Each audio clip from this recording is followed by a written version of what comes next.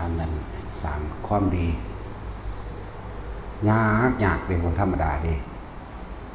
แต่ว่าถึงยากก็ต้องเฮ็ดแต่เฮาบ่เฮ็ดบ่สร้างความดีแล้วความเร็วมันบ่ได้มันบ่ไปหาสร้างมันก็ไหลอยู่ในใจเจ้าของเองเนาะนั่นแหละฉะนั้นต้องฝืนเอาตัวเองต้องฝืนต้องทนพอคือกันที่เพิ่นแสดงไว้ในโอวาทปาติโมกข์ขันติปรมังตโปติติขามโอ้ยขันติ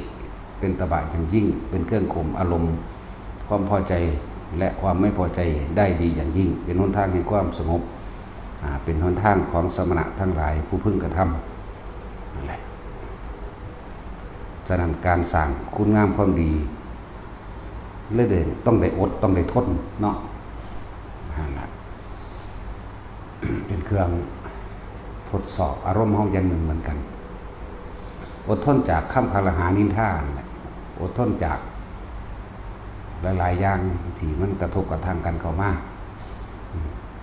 ก็หนทางนี้หนทางของพระนิพพานนี่เป็นหนทางที่ต้องฝืนทนกระแสอดทนพยายามสวนทางกันกับโลกความเห็นของโลกความเห็นของคนทั้งโลกกับความเห็นของคนที่สิเข้าสู่นิพพานนี่หันหลังให้กันได้ไม่ได้ถือกันได้เนาะสั้นละว่า แต่ว่าวิธีเพิ่นก็สอนไว้บ่ให้เฮายากปานใดดอกเพราะว่าเพิ่นพระพุทธเจ้าเฮานั่นล่ะคำว่าเพิ่นก็เลยพระพุทธเจ้าเฮาก็เฮ็ดมาก่อนแล้วคือยังครั้งที่พระองค์พิจารณาในสิ่งอันใดที่สิสละตัวเองหรือสละความเห็นแก่ตัวใดเพิ่นก็เลยเอาทานนะมีทานเป็นเบื้องต้น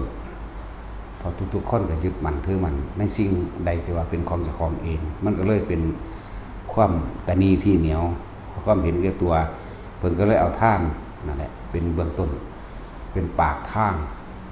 เป็นหนทางให้พวกเขาได้เฮ็ดอาหารยารักษาโรคเครื่องนุ่งห่มที่อยู่อาศัยเครื่องอำนวยความสะดวกต่างๆนี่เป็นของภายนอกของภายในก็คือท่านว่านี่ของกูนั่นของกูแล้วก็อ้างว่าจะของท่านนั่นท่านนี่พอเดี๋ยวว่าล่ะนี่ภายในคือความยึดยังอ้างแล้วบางคนก็ท่านแลกของพอบางผลในท่านมีจิตผูกพันในผลในท่านมุ่งการสังสมในความอยากรวยอยากได้อยากดีอยากมีอยากเป็นอันนั้นอันนี้แหวกแนวออกไปแต่ว่าถ้าเฮาได้ยินได้ฟัง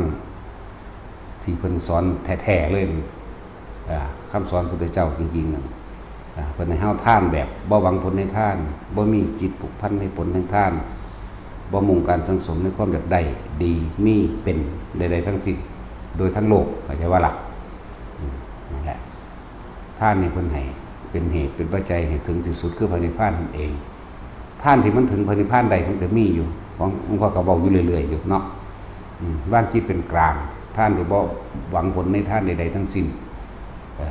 แม่ผู้ใดท่านที่ว่างจิตเป็นกลางลักษณะนั้นใดแม้นตายแล้วมันก็บ่คิดหยังนี่มันก็สิเข้าสู่พรหมกายจิกาสิ้นบุญสิ้นฤทธิ์สิ้นอายุของพรหมกายจิกาแล้วมันก็เลี่ยงลำดับขึ้นปรมาปริสัชชาปโรหิตามหาปรมาปริตาภาอามานาภาอาภัสรามันจะไหลขึ้นแต่ส่วนมากมันบ่ไหลแบบที่ละขันแบบนั้นดอกถ้าไปขึ้นไปอยู่ถึงพรหมโลกแบบนั้นน่ะน้อมโสดน้อมจิตฟังธรรมบรรลุเลยจักว่าล่ะคนทานจังสันใดนั่นน่ะสิบ่ฟังธรรมสิบ่ฟังคำสอนพระพุทธเจ้าบ่มีเพราะว่าทั้งเบิดนี่เฮาเห็นท่านกันอยู่เดี๋ยวนี้กับพระสงฆ์องค์เจ้าทั้งหลายที่แสดงจังซี่แสดงอีหยังออกมากะเวลาเขาให้ท่านก็อธิษฐานเอาเด้อขอเอาเด้อเห็นบ่ล่ะมันซั่นแล้วมันหายากก็ได้คนที่แสดงธรรมของพระศาสดาออกมาตรงๆนะเพราะว่ามันย่านเขาบ่มาท่านนำย่านเขาบ่เข้าวัดเนาะนั่นแหละครับมันก็เลยเกิดความเคยชินชาท่านแลกของท่านยังเปรตท่านยังเปรตตัวมันท่านแล้วก็ยังมาโลภอยู่ไหมเอาของหน่อยไปแลกของหลายเอาเงิน100ไปแลกเงินล้านเนาะถ้าเป็นเงินก็ดี